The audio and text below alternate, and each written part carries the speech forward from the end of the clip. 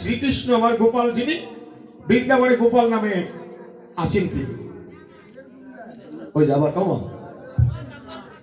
ওই দেখ ও মা কি হয়েছে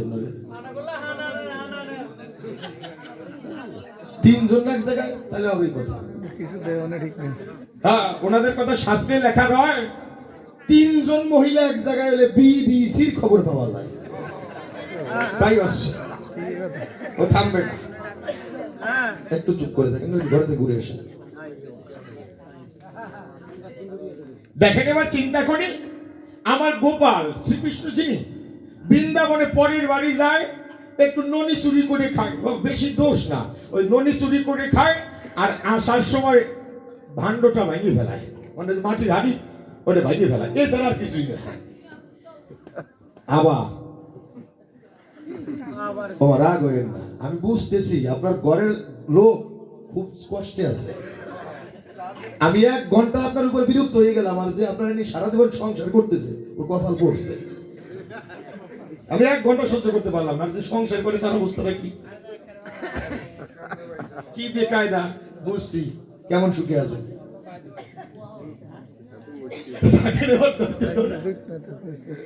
এইবার দেখেন প্রকাশ করি ভগবান শ্রীকৃষ্ণ উনি নেপালের বাড়ি যায়।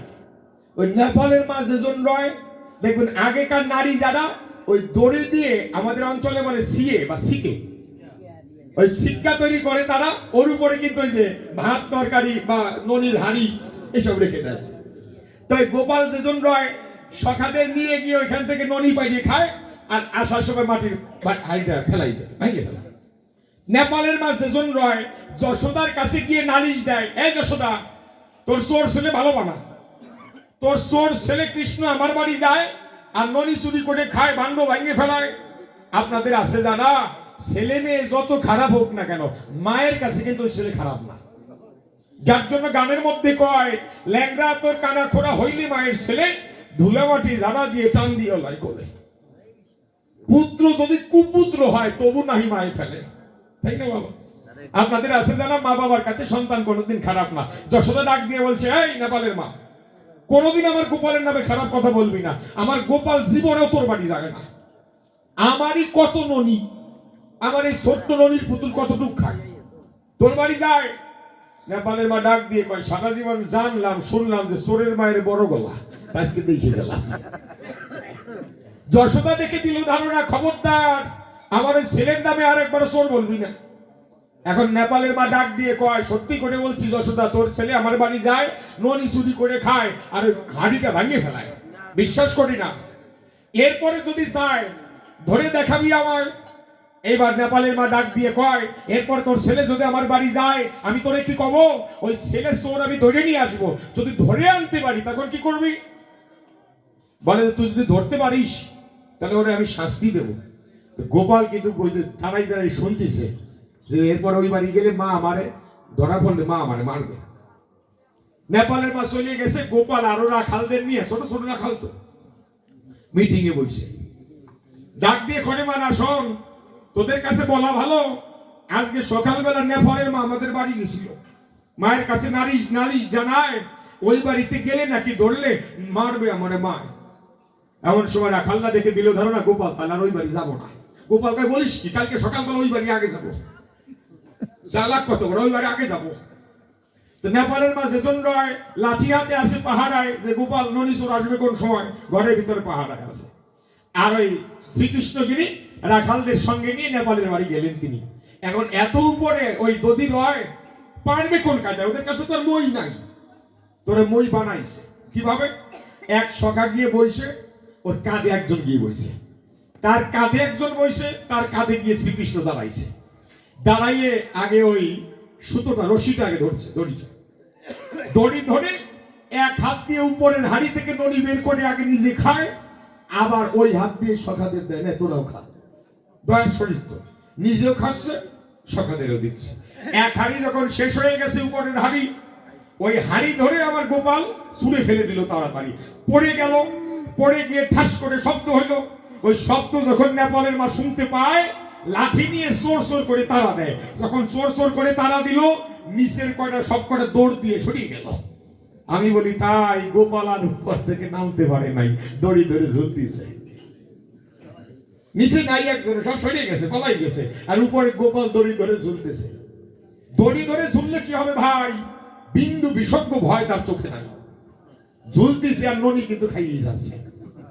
এইবার নেপালের মা ডাক দিয়ে কয়, কি রে আজকে যাবি কোন জায়গায়? পালাবি কোথায়? আমি তোর কাছে করি মানা, তুই যে চুরি করিস তোর মা বিশ্বাস করে না, আমার কথা মান, এবার নাম, তাড়াতাড়ি নেমে আয়।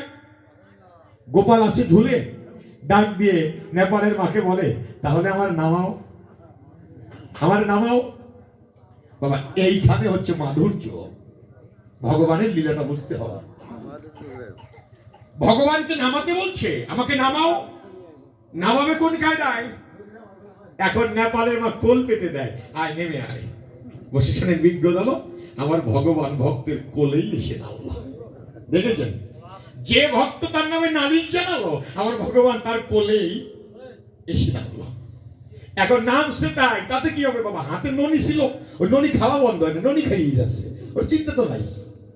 এখন নেপালের মা দিল ধারণ, নাই গোপাল তোর মা তো বিশ্বাস করে না, তুই পরের বাড়ি চুরি করিস। এখন গোপাল দেখে বলে, তাই আমি তো চুরি করি নাই। হ্যাঁ চুরি করিস নাই? কি বলি তোর কাছে এখনো তোর মুখে ননি লাগিয়ে রয়েছে, তুই বলিস চুরি করিস নাই। এখন গোপাল ডাক দিয়ে কয়, মুখে ননি থাকলে কি চোর হয়? হ্যাঁ মুখে ননি থাকলে চোর হয়। বসে শোনেন বিজ্ঞ দল, গোপাল তো ছোট ছোট হাতে ননি লাগাইছিল, ওই হাত দিয়ে নেপালের মায়ের গালে চর মারিয়ে দিল। যখন চর মারিয়ে দিছে, ওই ননি তো নেপালের মায়ের মুখেও ঘটছে। গোপাল ডাক দিয়ে কয়, মুখে ননি থাকলে যদি চোর হয়, তোমার মুখেও ননি আছে, তুমিও চোর। এমন সময় নেপালের মা করলো মানা, দুষ্টু ছেলে তোরে নিয়ে তো পারা যায় না, তাতে আমি ভুলবো না, তোরে কি কব? অবশ্যই তোরে আজকে ধরে নিয়ে তোর মায়ের কাছে গিয়ে দেখাবো। বসে শোনেন বিজ্ঞ দল, কোলে করে গোপালকে নিয়ে নন্দালয়ে রওনা দিল। যশোদার কাছে যাওয়ার আগে যে কথাটা মনে জাগে, এখন নেপালের মা চিন্তা করে যশোদাকে একটা সারপ্রাইজ দেবো। কিভাবে? এই গোপালের মুখটা আমি শাড়ির আঁচল দিয়ে ঢেকে রাখবো, ওর মায়ের কাছে গিয়ে মুখটা উন্মোচন করবো। শাড়ির আঁচল দিয়ে মুখটা ঢেকে নিয়ে যখন যশোদার কাছে যায়, গিয়ে ডাক দিয়ে কয়, যশোদা এদিকে আয়, আমি বলি তোর কাছাকাছি আজকে ননি চোর ধরে নিয়ে আইছি। কি চোর? ননি চোর। কে? তোর ছেলে। যশোদা ভাই মিথ্যা বলিস না, আমি এই মাত্র দেখে এলাম আমার গোপাল মন্দিরে খেলে। বলে না, সকাল থেকে তোর ছেলে আমার বাড়ি ছিল, চুরি করতে গেল। যশোদা দেখে বলে, তাই? মিথ্যা বলিস না, আজকে সকাল থেকে গোপাল আমার চোখের আড়াল হয় নাই, আমি সকাল থেকে ওকে চোখে চোখে রেখেছি। আরে না, তুই মিথ্যা বলতেছিস, তোর ছেলে আমি ধরে নিয়ে এসেছি, এই আমার কোলে কৃষ্ণ ভঙ্গি বাঁকা। আমার সময় যশোদা ডাক দিয়ে কয়, তাহলে মুখখানা তো দেখা। বসে শোনেন বিজ্ঞ দল, শাড়ির অঞ্চল যখন ফেলে দিল, দেখতে পারে ভাই গোপাল না, নিজের ছেলে নেপালকে কোলে করে দাঁড়াই গেছে বুড়ি থাকে। এখন যশোদা কয়, তুই মুখের দিকে তাকা। এখন মুখের দিকে তাকিয়ে দেখে ভাই গোপাল না, ওরে কপাল, এ তো নিজের ছেলে নেপাল।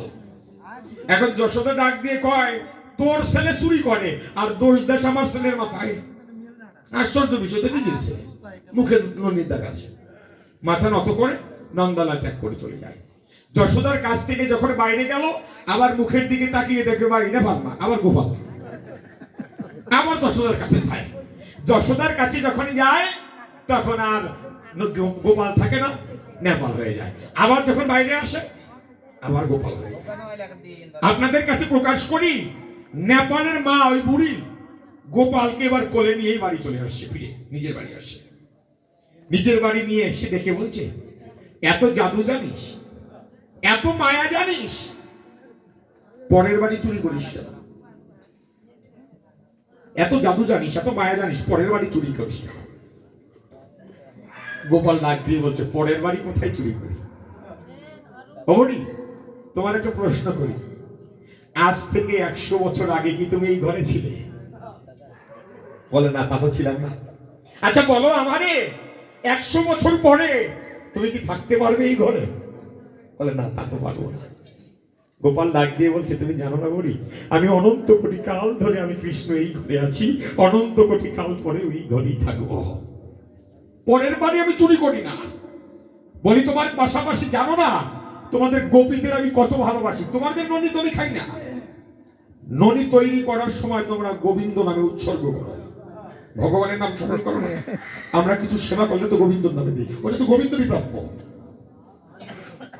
শ্রীকৃষ্ণ ডাক দিয়ে বলছে, বুড়ি জানো না, তোমরা তো আমার চেনো না। ননি তৈরি করার সময় যখন ভগবানের নাম তোমাদের স্মরণ হয়, আমি চুরির চলে হলেও দেখি গোপীরা চোখের জলে হরি বলে যখন ননি তৈরি করে রেখে দেয়, আমি শ্রীকৃষ্ণ জগন্নাথে বলি তোমাদের সাক্ষাতে ওই ননি নিতে চুরির চলেতে আসি আমি।